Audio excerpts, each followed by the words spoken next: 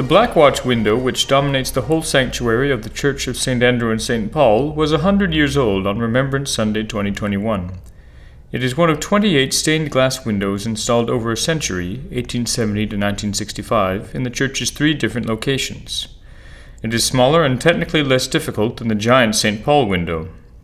It is not as important to art historians as the 2 William Morris windows designed by Sir Edward and Sir Philip Burne-Jones for the Allen family, but it is our church's most beloved memorial window.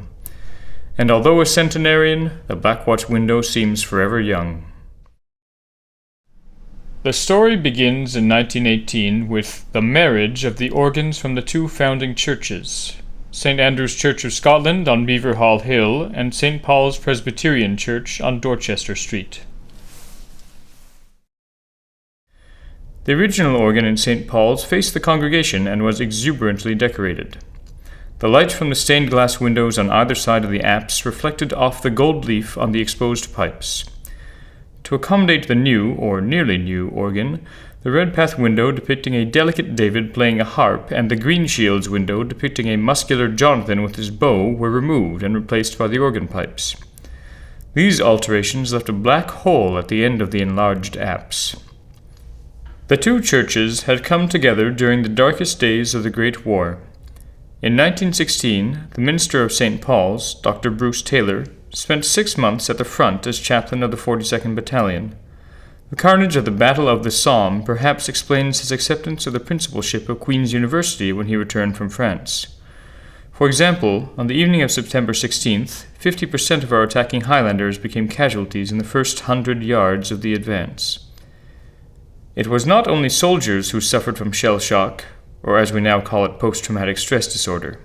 Chaplains, doctors, and nurses were often overcome by what Canon Scott, who served throughout the entire war, called the horror of the great darkness. He, like Bruce Taylor, was haunted by the hideous sights and sounds of war, the pale dead faces and blood-stained bodies lying on muddy wastes, the monstrous futility of war. All these images could not be deleted. Disaster also struck in 1916 here in Montreal when St. Andrew's Church was hit by lightning, causing considerable damage to the spire, roof, and organ. The frugal Scots repurposed the best organ pipes. As so many ministers were serving as chaplains overseas, the Reverend George Duncan of St. Andrew's was called to be the first minister of the Church of St. Andrew and St. Paul. It was a good choice. Even before the armistice on November 11, 1918, there were plans for a massive memorial window to honor the staggering losses of both congregations, as well as the unimaginable casualties of our regiment, the Royal Highlanders of Canada. The annual report of 1919 contains an update on the plans. The memorial window is under consideration, and a well-known firm, which has already done excellent work for the church, is preparing designs. One of the earliest design sketches, or cartoons, submitted by the renowned James Ballantyne of Edinburgh, Scotland, depicted a body on a pallet surrounded by praying figures and an image of the crucified Christ. It was rejected, but by October 1920, the trustees approved an application of the commanding officer, Lieutenant Colonel R.L.H. Ewing, DSO, M.C., of the 42nd Battalion, to place a memorial window to that regiment in the apse of the church. It was agreed that the panels under the window in the apse be used to inscribe the names of those who had been killed in the 42nd Battalion. The session moved quickly to approve the draft wording for the Soldiers' Memorial with small changes. The enormous project was completed in just 10 months. James Ballantyne's final cartoon for the memorial window was accompanied by helpful notes. Architecturally, the window is divided into 3 lights, flanked on either side by single lights. The central feature of the design is a Celtic figure of the youthful Christ, radiant and victorious in the life of humanity.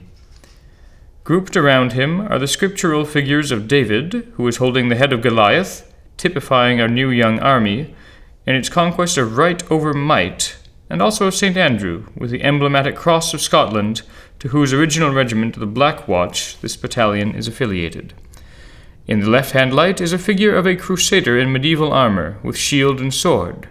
Beneath are the emblems of the cross and the crown of thorns. In the right-hand light is a figure of a modern crusader, a private of the 42nd Battalion RHC, in complete battle array. Beneath is the regimental badge. The Great War was portrayed as another chapter in the endless struggle between good and evil. In 1915, the General Assembly of the Presbyterian Church in Canada declared the German actions that provoked the war a crime against humanity that threatened the very existence of civilization. Germany had broken the rules of war, not only by invading neutral Belgium, but worse still, for the first time in history, the Germans launched poisonous chlorine gas at the Second Battle of Ypres. John McCrae, 8 kilometers from the front, found his eyes weeping from the strong fumes. He wrote, "Gunfire and rifle fire never ceased, and behind it all was the constant sights of the dead and wounded, the maimed, and the terrible anxiety lest the line should give way." He also wrote the poem that would make the poppy the symbol of remembrance.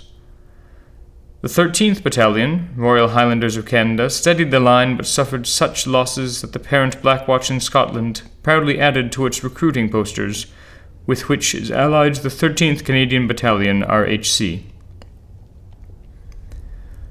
2 weeks later, on May 7th, 1915, a German submarine torpedoed the passenger ship RMS Lusitania. Lady Allen, the wife of the honorary lieutenant colonel of the 5th Royal Highlanders of Canada, and her 2 daughters jumped into the water. Although Lady Allen was rescued, both Anna Marjorie and Gwendolen Evelyn, aged 15 and 16, drowned. Her Cartier diamond tiara was ironically saved and auctioned off a century later. 3 weeks later, the Allens' eldest daughter, Martha, enlisted in the Voluntary Aid Detachment as a nursing sister and ambulance driver. Like so many young women, she never married, as her intended was also a victim of war. Even the 46-year-old patriarch, Sir H. Montague Allen, enlisted, but was wisely put in charge of the Pensions and Claims Board of the Canadian Expeditionary Force. But a greater sacrifice was to come. The Allens' only son, already holding a commission in the 5th Royal Highlanders of Canada, joined the 42nd Battalion when it was raised. He transferred to the Royal Naval Air Service and died on his first patrol flight over Dunkirk, Belgium. Flight Sub-Lieutenant Hugh Allen was 20 years old. The final description of the modern soldier is a reminder that the Royal Highlanders fought in kilts, their bare legs and bayonets so vulnerable to barbed wire and machine gun fire.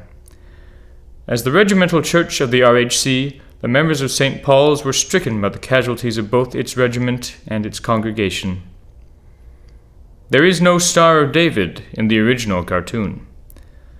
The dedication reads, "In proud remembrance of Lieutenant Colonel Bartlett McLennan, DSO, officers and men of the 42nd Battalion, RHC. They sought the glory of their country. They see the glory of God." The words might seem jingoistic today, but 100 years ago, over 16,000 UK memorials bore the same inscription, a reminder that the Black Watch window is a war memorial. But who was Lieutenant Colonel Bartlett McLennan? Of the 11 officers who commanded the 13th, 42nd, and 73rd Battalions of the Royal Highlanders of Canada, the patrician 49-year-old was the only commanding officer killed in action during the First World War. The president of the Montreal Transportation Company, a philanthropist and a superb equestrian, he enlisted in the 42nd Battalion in May 1915. A freak accident kept him out of the Battle of the Somme, but he returned to assume command of the 42nd Battalion 3 days before the Battle of Vimy Ridge. He was killed on August 3, 1918, at the beginning of the 100 Days campaign that finally ended the Great War. In his memoir of the 42nd Battalion, the irreverent Will Bird tells us that Lieutenant Colonel Bartlett McLennan was respected by every man in the battalion. We tried our best whenever he gave an order. We had bad eggs among us at all times, all kinds of soldiers. but I never heard one of them say a word against the old man. His oldest brother, Senator John Stuart McLennan, had lost his only son at the Second Battle of Ypres, and together with his sisters, Alice and Isabella, graciously undertook the financing of the memorial window project. When the family learned that the men wanted to include a Star of David in the window to honor a young Jewish officer under Bartlett's command, the completed design was altered to include it. It is an irony of history that Lieutenant Myer Cohen, M.C., has become the soldier whose story is repeated to visitors to the Church of St. Andrew and St. Paul. The catastrophic casualties at the Battle of the Somme necessitated the reorganization of the 42nd Battalion, and young Lieutenant Cohen, along with 16 other reinforcement officers, reported to battalion headquarters near Amiens in late September 1916. The slight, bespectacled 21-year-old, whose family worshipped at the Holy Blossom Synagogue in Toronto, was initially teased by his fellow officers about his Rosh Hashanah delicacies sent by his mother. He settled the matter with his fists, and from then on was welcomed as a tough fighter. 2 months later, just before regular tours of duty in the front-line trenches, the men's Glengarry caps were replaced with Balmoral bonnets with a red hackle, an honour given them by the parent regiment in Scotland. The brigade commander, later Sir Archibald MacDonald, himself an almost mythic figure on his white charger, called out his young officer for not wearing his kilt properly. But in September 1917, Myer led a patrol of 5 into no man's land where they captured or killed 9 enemy soldiers without suffering any casualties. His former brigade commander, Fighting Mac, or as the men called him, Batty Mac, telegraphed, "Well done, 42nd. Well done, old Cohen. I herewith and hereby confer on him the brevet rank of Mac, to be used whenever or wherever he likes, but he must always be Mac Cohen in the kilt. I am generally pleased and proud of Mac Cohen, and not for the first time." For this daring patrol work, Mac Cohen was awarded a military cross. 6 weeks later, Lieutenant Cohen was ordered to storm a strong enemy position at Passchendaele. At the head of his men, he reached his objective, but no reinforcements were available and all were killed. It is difficult, 100 years later, to understand what Mac Cohen's heroism meant to his band of brothers. Lieutenant Cohen spent 14 months at the front. The average life expectancy while serving in the trenches was 6 weeks. The Soldiers' Memorial Window, now known as the McLennan Memorial Window, was unveiled on November 13, 1921 by the former Canadian Corps Commander General Sir Arthur Currie. Fighting Mac was also present. He would have known the meaning of the star. The 5 brass plaques with the names of 836 officers and men, fatal casualties of the 42nd Battalion, gleamed in the panels directly beneath the window. Bartlett McLennan, DSO, is the first name on the first plaque. Myer Cohen, MC, is the 11th name. Hugh Allen is the 7th name. The empty panels on either side of the 5 central panels were perhaps to be filled with the names of the 1,105 fatal casualties of the 13th Battalion and the 262 fatal casualties of the 73rd Battalion. When the Church of St. Andrew and St. Paul moved to its new location on Sherbrooke and Redpath, structural steel and reinforced concrete facilitated the addition of a clerestory level. The McLennan Memorial Window, which had come to be known as the Black Watch Memorial Window, moved up the north facade to align with the clerestory windows, about 29 feet from the chancel floor. Now the plaques could not be read if mounted beneath the window. The new 7,000-pipe Cassavant organ was placed behind screens on either side of the chancel to provide wall space for the memorial plaques which moved to the west wall of the chancel above the choir stalls. There was space for approximately 8 additional plaques that would have included all the names of the fatal casualties of the regiment, but the project was never undertaken. By the 1980s, the original 5 brass plaques were so blackened as to be illegible. Dr. Armour arranged for their refurbishing, and Queen Elizabeth, the Queen Mother, Colonel-in-Chief of the Black Watch, RHR, of Canada, unveiled the freshly burnished plaques on June 7, 1987. The terrible losses of the 42nd were as real to the 86-year-old Queen Mother as they were to the young Elizabeth Bowes-Lyon at Glamis Castle, which served as a hospital during the Great War. A beloved brother, Captain Fergus Bowes-Lyon, had been killed at the Battle of Loos. In 1957, a memorial to the fallen of the Black Watch, Royal Highland Regiment of Canada, in both World Wars was placed on the east side of the chancel.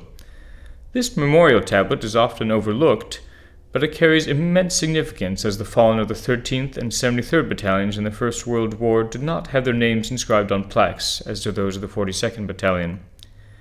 Neither is there an honor roll for the fatal casualties of the Second World War. Participating in the memorial service was Brigadier Blackadder, an officer of the 13th Battalion wounded in action in the Great War, but who also led his troops on Juno Beach in the Second World War. Assisting him was General McCuaig, who had distinguished himself at the Second Battle of Ypres, where he had steadied the line after the German chlorine gas attacks. He was taken prisoner of war, but served in the Black Watch for decades after the war. The chaplain and minister of the church, Rod Burles, had himself been terribly wounded a week before the tragedy at Verrières Ridge, but returned to serve as a Black Watch Padre for the remainder of the Second World War. Although it was 1957, the year of Sputnik and Elvis Presley, these Black Watch officers were born in the 19th century.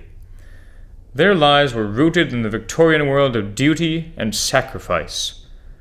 The words of the dedication rang true to them and to the congregation, who all had memories of lost sons, brothers, boyfriends, husbands, and fathers. To the memory of a great company of gallant soldiers, known and unknown, members of the Black Watch family, who loved country more than life, who sought honor rather than ease, who chose to serve brethren rather than self, and offered a supreme and shining sacrifice upon the altar of patriotism, we dedicate this tablet. To the good estate of this country, with a prayer that Canada may ever uphold the noblest traditions of our peoples and deserve the sacrifice of her sons, we dedicate this tablet. A shrine to all the dead of all wars was planned, but never executed. Perhaps the forever young Black Watch window has become that memorial. One hopes the modest McLennan family, who never drew attention to their philanthropy, would be pleased with the change of emphasis from a beloved brother to all the fallen of every battalion of the Black Watch, Royal Highland Regiment of Canada, and, indeed, to all the fallen. The losses were unimaginable. Approximately 11,225 men of all ranks served in the 5th Royal Highlanders of Canada during the Great War. A heartbreaking 8,237 were casualties, killed, wounded, maimed, or taken prisoner of war.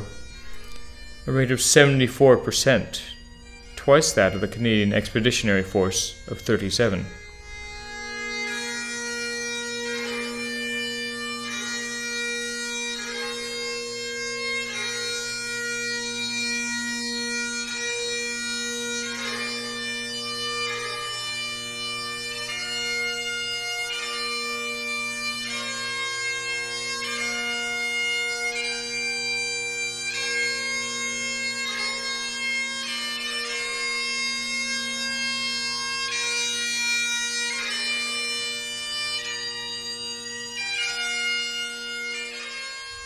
But why does the window seem forever young?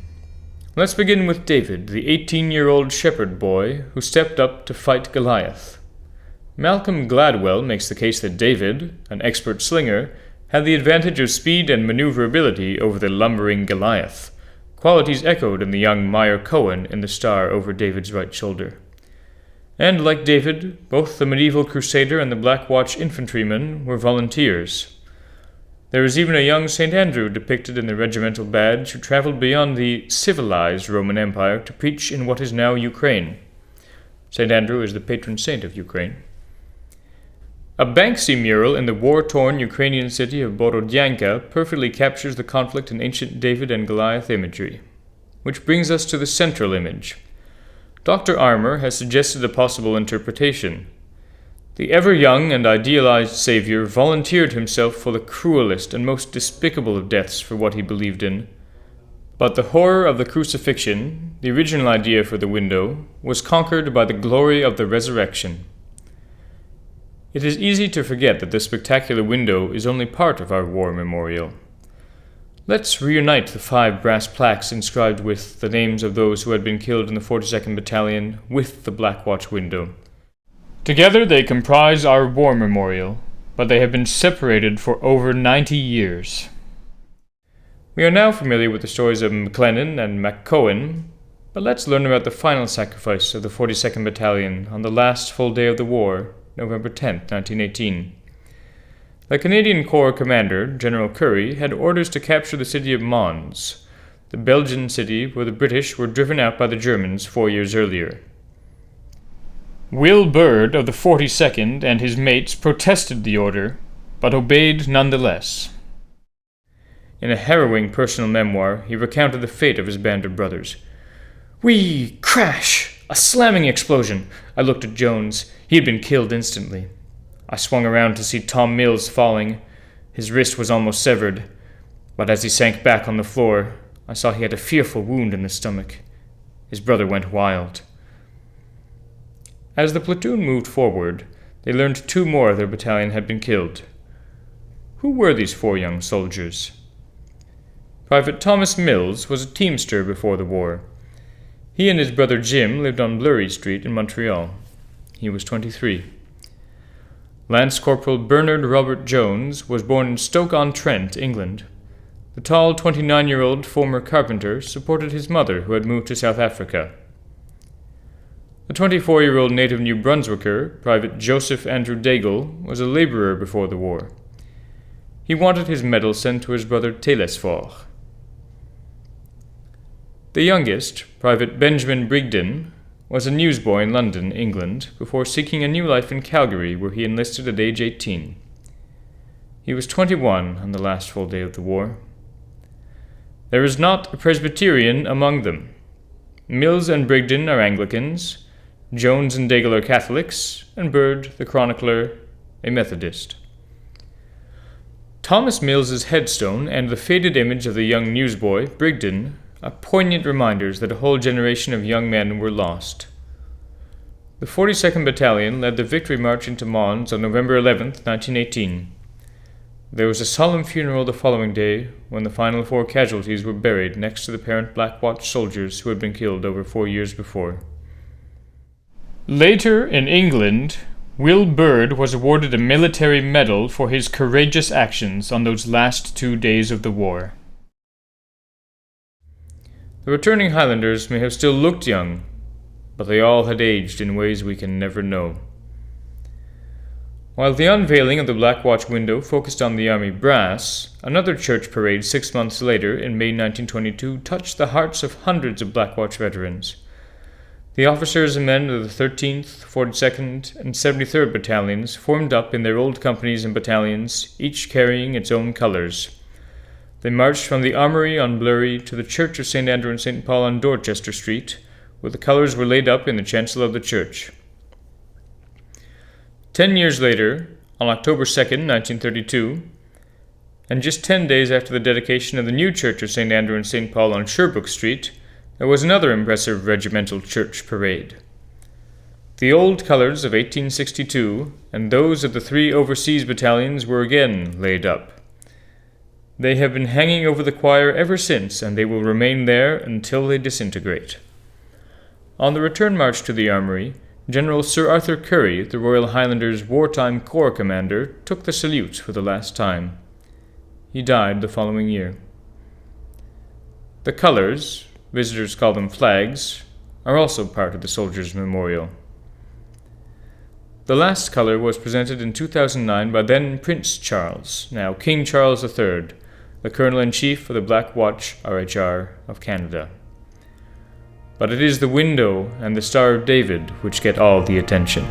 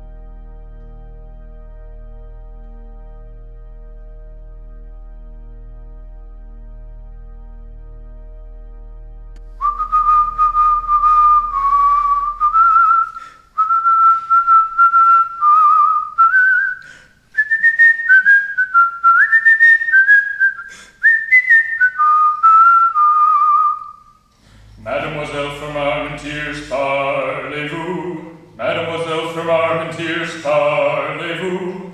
Mademoiselle from Armentiers, she hasn't been kissed in 40 years. Hinky-dinky, parlez-vous. Mademoiselle from Armentiers, parlez-vous.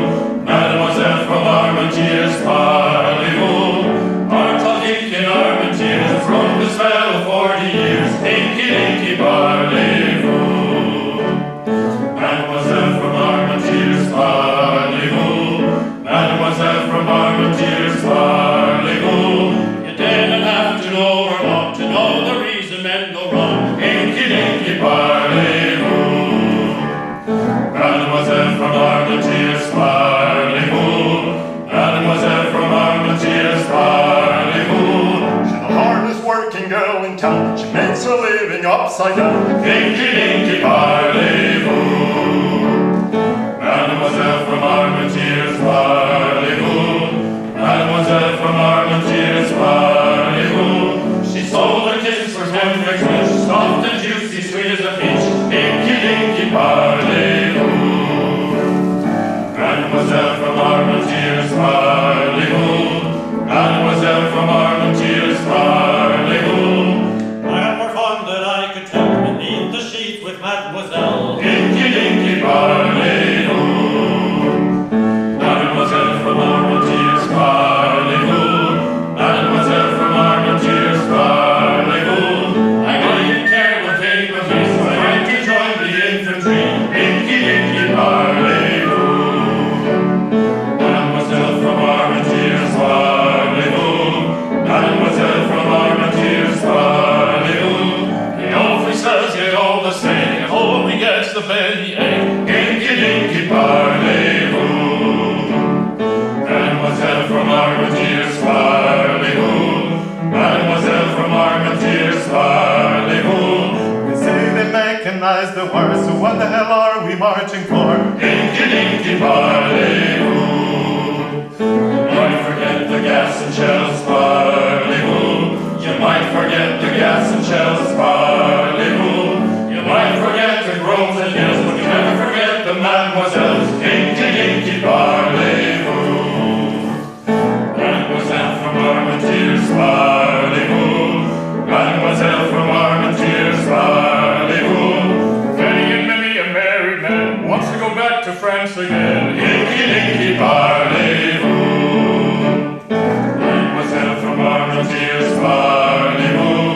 Mademoiselle from Armentiers, parlez-vous.